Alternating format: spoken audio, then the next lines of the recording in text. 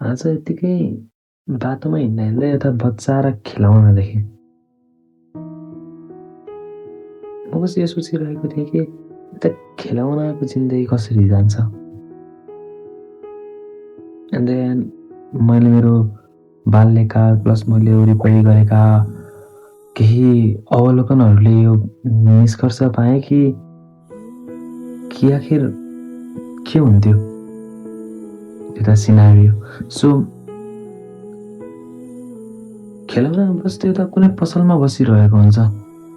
त्यतिकै त्यहीँ कोही सानो, प्यारो या भनौँ अति प्यारो बच्चा आउँछ। ऊ खेलौनाको हरेक पसलमा डुलिरहन्छ। त्यसमध्ये उनलाई एउटा खेलौना असाध्यै प्यारो लाग्छ। उनी टिप्सिन्थ्यो खेलौनालाई यसरी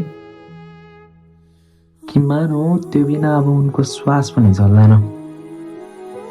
अनि उनी अब जिद्दी गर्न थाल्छिन् त्यो खेलौना पाउनको लागि।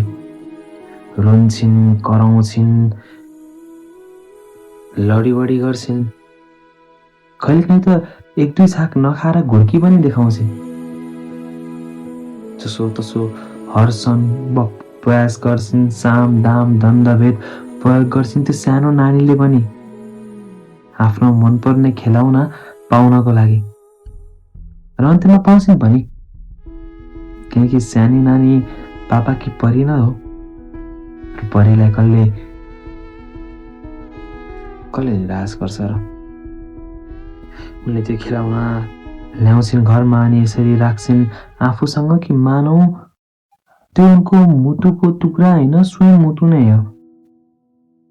मानौ कि उनी र खेलौनाको बीचमा जिन्दगी छ, न कि जिन्दगीमा चाहिँ उनी र खेलौना।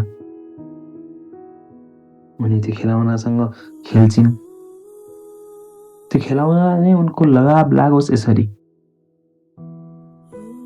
खेल्दा खेल्दै कहिलेकाहीँ दुर्घटनावश त्यो खेलौना टुट्छ। टुक्रिएको खेलौनाका टुक्राहरू भुइँमा छरपस्तछन् अनि उनी एक कुनामा बसेर रुन थाल्छिन्। सायद त्यो खेलौनाले बोल्न सक्ने भए बोल्थ्यो पनि होला कि भन्थ्यो, किन र? आखिर त्यसमा के गल्ती?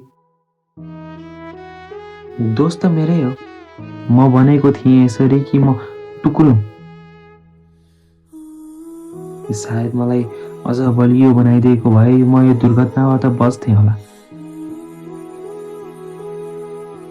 अनि केही दिन रुन्छिन् त्यो खेलौनाको वियोगमा। फेरि घुम्दै फिर्दै कुनै दिन फेरि पुग्छिन् खेलौनाको पसलमा। त्यहाँ उनले नयाँ खेलौना देख्छिन्, टिप्छिन्, जिद्दी गर्छिन्, पाउँछिन्। यसरी नै चल्छ कुराहरू अगाडि, हरेक खेलौनाको जिन्दगी अगाडि।